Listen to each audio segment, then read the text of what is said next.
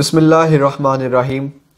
قال رسول اللہ صلی اللہ علیہ وسلم اذا جاء رمضان فتحت ابواب السماء وغلقت ابواب النار وصفدت الشیاطین۔ نبی پاک علیہ السلام ارشاد فرماتے ہیں جب رمضان شریف آتا ہے آسمانوں کے دروازے کھول دیے جاتے ہیں، جہنم کے دروازے بند کر دیے جاتے ہیں اور شیاطین کو جکڑ دیا جاتا ہے۔ الحمدللہ رمضان شریف ہم پر سایہ فگن ہو چکا ہے، ایک ایسا مہینہ جو رحمتوں، عظمتوں، رفعتوں، برکتوں کے اعتبار سے بے مثال ہے، لاجواب ہے۔ اس مہینے میں مومن کا رزق بڑھا دیا جاتا ہے۔ اس مہینے میں ایک فرض کا ثواب 70 فرائض تک بڑھا دیا جاتا ہے۔ اخلاص رکھنے والے کو اللہ اور عطا فرماتا ہے۔ یہی وہ مہینہ ہے کہ جس میں ہر رات اللہ تعالیٰ جہنم سے بے شمار افراد کو آزادی عطا فرماتا ہے۔ اسی مہینے میں اللہ تعالیٰ نے شب قدر عطا کی ہے کہ جس کو پا لینے اور جس میں عبادت کرنے والے کے نامہ اعمال میں 1000 مہینوں سے بھی زائد کا ثواب لکھا جاتا ہے۔ اسی مہینے میں اللہ تعالیٰ نے نزول قرآن کی تکمیل فرمائی، اور یہ مہینہ ہر اعتبار، ہر اینگل، ہر جہت سے ایک مومن کے لیے بے شمار فوائد کا حامل ہے، گناہوں کے بخشش کا ذریعہ ہے۔ جو شخص اللہ کی طرف رجوع چاہتا ہے، جو اللہ سے لو لگانا چاہتا ہے، جو اللہ اس کے رسول کے قریب ہونا چاہتا ہے، رمضان شریف اس کے لیے ایک بہت قیمتی موقع ہے۔ جو نفس کشی کرنا چاہتا ہے، اپنے نفس پر غلبہ پانا چاہتا ہے، روحانیت کو بڑھانا چاہتا ہے، رمضان شریف اس کے لیے ایک بہترین موقع لے کے آیا ہے۔ اس مہینے میں 2 عبادات کو بہت زیادہ اہمیت حاصل ہے۔ نمبر 1 روزہ، اور نمبر 2 شب میں نماز تراویح کا اہتمام کرنا۔ یوں تو اس پر دلائل علماء کرام بے شمار دیتے رہتے ہیں، دے رہے ہیں، تا صبح قیامت دیتے رہیں گے کہ روزہ رکھنا فرض ہے اور بغیر عذر شرعی کے اس کو ترک نہیں کیا جا سکتا ہے۔ پھر عذر بیان کرتے ہیں کہ کون کون روزہ چھوڑ سکتا ہے، کون نہیں چھوڑ سکتا۔ اسی طریقے سے نماز تراویح کے اوپر بے شمار گفتگو ہو رہی ہے، ہوتی رہے گی۔ سوشل میڈیا پہ علماء کے بیانات اس سے بھرے ہوئے ہیں کہ تراویح کتنی رکعات پڑھنی ہے، 20 رکعات ہی پڑھنی ہے، اس پر دلائل ہیں، اور تراویح کا اہتمام کرنا چاہیے، اس پر ترغیب ہے۔ لیکن میں صرف اس شارٹ کلپ میں ایموشنل بیس پہ آپ سے بات کرنا چاہتا ہوں اور دل کی بات آپ سے شیئر کرنا چاہتا ہوں کہ اللہ تعالیٰ نے خوش قسمتی سے اگر ہمیں رمضان سے ملا ہی دیا ہے، اور رب تعالیٰ نے اگر اس مہینے میں 30 روزے ہم پر فرض کیے ہیں، تو کتنی بے وفائی ہوگی ہماری طرف سے، اور کتنی ہماری طرف سے یہ دل خراش بات ہوگی کہ جس خدا نے پورا سال ہمیں کھلایا پلایا اور ہر قسم کا ہم نے کھانا کھایا، ہر قسم کا مشروب پیا، جگہ جگہ سے کھایا، ہر جگہ سے کھایا، پیٹ بھر کے کھایا، نہ دن میں کوئی قید لگائی اللہ نے، نہ رات میں نہ لگائی، نہ دوپہر میں لگائی، کوئی مقدار میں قید نہیں۔ ہم نے ہر حلال طیب پکیزہ چیز سے نفع حاصل کیا، لذت اٹھائی اور کھایا پیا۔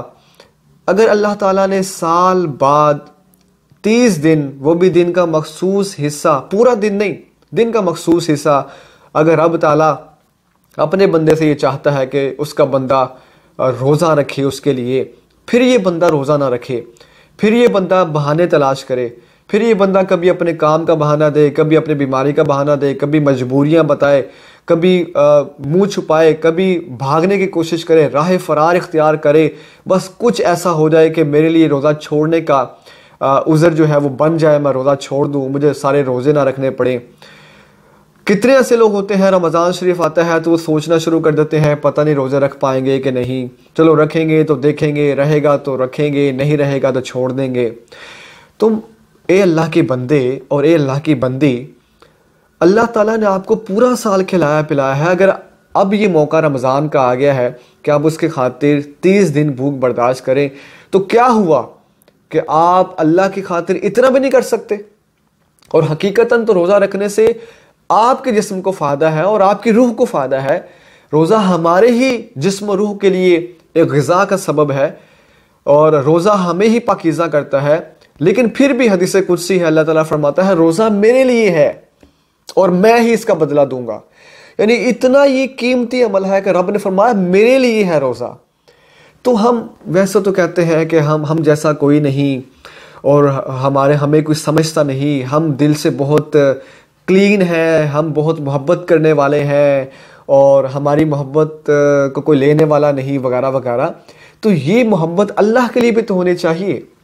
کتنے ہم بے وفا ہیں، اور اتنے ہم بے وفا ہیں کہ ہم رب کی خاطر 30 دن تک دن کا مخصوص حصہ بھوک برداشت نہیں کر سکتے.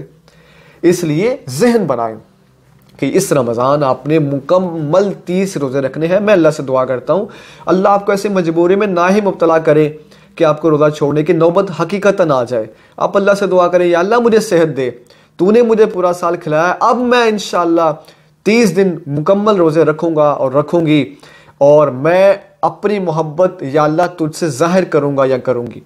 اللہ سے محبت کا اظہار کریں، اللہ سے محبت کا ثبوت دیں، دلیل پیش کریں. صرف زبان سے کہہ دینا کہ غلامی رسول میں موت بھی قبول ہے، اس کا عملی نتیجہ اور اس کا عملی ثبوت پیش کرنے کا موقع ہے رمضان شریف. لہٰذا پہلا پیغام ہے میرے بھائی اور میری بہن، مکمل 30 روزے رکھیں، بہانے تلاش نہ کریں، اس میں راہ فرار اختیار نہ کریں. ذہن بنائیں انشاءاللہ اس ماہ مکمل 30 روزے آپ رکھیں گے. دوسری اہم عبادت تراویح. اس میں بہت ڈیبیٹ ہوتی ہے کہ تراویح کیا حضور نے پڑھی یا کیا نہیں پڑھی، صحابہ نے پڑھی، جماعت ہوئی نہیں ہوئی، کہاں پڑھے، گھر پہ پڑھے، مسجد میں پڑھے. اچھا، اس پر بہت ڈیبیٹ ہوتی ہے، 20 پر پڑھیں، 12 پڑھیں یا 8 پڑھیں. اور لوگ دلائل تلاش کرتے ہیں کہ 8 والی کو دلیل مل جائے، 12 والی کو دلیل مل جائے تو ہم بس 12 ہی پڑھ لیں یا 8 ہی پڑھ لیں اور جان چھوٹ جائے. تو جان چھوٹ جائے والا جو بیہیویئر ہے یہ بڑا دل خراش ہے اور یہ بڑا عجیب بیہیویئر ہے. ہم پورا سال تو ویسے عبادت اتنی لمبی چوڑی نہیں کر پاتے، بمشکل 5 نمازیں پڑھتے ہیں. تو یہ موقع ہے رمضان شریف کا کہ ہم رات میں اللہ کے ہاں قیام کریں، عبادت کریں، اس کے ساتھ جو ہے وقت گزاریں. اللہ تعالیٰ سے جو وہ مسجد میں امام صاحب پڑھ رہے ہوتے ہیں قرآن پاک، اس کا کلام سنیں. آپ دیکھیں کہ مساجد میں میکسیمم جو ٹائم ہوتا ہے، ایوریج ٹائم تراویح کا، وہ 1 سے سوا گھنٹہ ہوتا ہے. تو بڑی عجیب بات نہیں ہے کہ ہم پورا سال ویسے بمشکل 5 نمازیں پڑھتے ہیں، تو ہم رمضان کے 30 دنوں میں اللہ کے سامنے اگر 1 سے سوا گھنٹہ بھی کھڑا نہیں ہو سکتے ہیں تو کہاں گئی ہماری مسلمانیت، اور کہاں ہے وہ ہمارا عشق رسول، اور کہاں ہے وہ رب سے وفاداری. پھر کون سی محبت کی باتیں اور کون سی وفاداری کی باتیں اور کون سی بڑی بڑی آسمان کے پار کی ہم باتیں کریں اور سر کٹانے کی مر جانے کی بات کریں. اللہ ہمیں توفیق دے. لیکن اس کا جو پہلا قدم ہے کہ ہم رب کے سامنے جب 1 سوا گھنٹہ کھڑا نہیں ہو سکتے ہیں، وہ بھی صرف رمضان کے مہینے میں، کہ جس میں عبادت کرنے کے اتنے ثواب ہیں کہ وہ ناقابل بیان ہے اور ہمارا ہی فائدہ، ہمارے جسم و روح کو فائدہ، پھر بھی ہم 1 سے سوا گھنٹہ اگر رب کی بارگاہ میں کھڑے نہیں ہو سکتے ہیں، پھر کہاں کہ آسمان کی پار کی ہم باتیں کرتے ہیں. اس لیے ذہن بنائیں، اگر آپ مرد ہیں تو نیت کریں انشاءاللہ اس رمضان مکمل 30 دن با جماعت تراویح مسجد میں ادا کروں گا.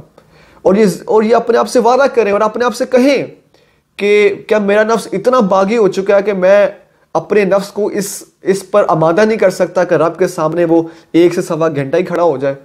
اپنے نفس کو دبائیں، یہ نفس کشی کا مہینہ ہے. اپنے نفس کے گردن پہ پیر رکھیں، اس کو دبوچ دیں اور کہیں کہ اے میرے نفس خبردار، اگر تو نے مجھے مزید بغاوت کی دعوت دی تو میں اب اس طرف نہیں آؤں گا یا نہیں آؤں گی. انشاءاللہ پورا رمضان آپ مکمل تراویح پڑھیں گے، مکمل 20 رکعت پڑھیں گے. ابحاث چھوڑ دیں، رب سے وفاداری کا ثبوت دیں، محبت کا اظہار کریں. ایسی جو ہماری خواتین ہیں، آپ بھی گھر پہ اہتمام کریں، گھر پہ نماز تراویح کا اہتمام کریں. کوئی ایک دن ایسا نہیں ہونا چاہیے جس میں آپ تراویح چھوڑ دیں. اگر اس رمضان آپ نے کسی ایک رات میں تراویح چھوڑ دی، آپ کو رات کو نیند نہیں آنی چاہیے، آپ کا دل بے چین رہنا چاہیے.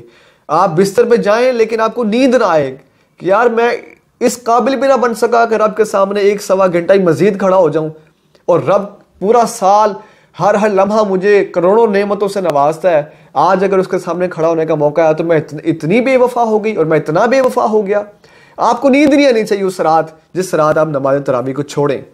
اس لیے ذہن بنائیں، بحث سے باہر آئیں اور ایموشنل بیس پہ آ جائیں، احساس پیدا کریں، رب سے وفاداری کا ثبوت دیں اور پورا رمضان مکمل 30 روزے مکمل تراویح کا اہتمام کریں. صرف یہ 2 پیغام تھے، مکمل 30 روزے اور مکمل رمضان کی راتوں میں تراویح کا اہتمام. میں اللہ سے دعا کرتا ہوں اللہ تعالیٰ مجھے بھی اور آپ کو بھی ان باتوں پر عمل کی توفیق عطا فرمائے. آمین. وما علینا الا البلاغ المبین.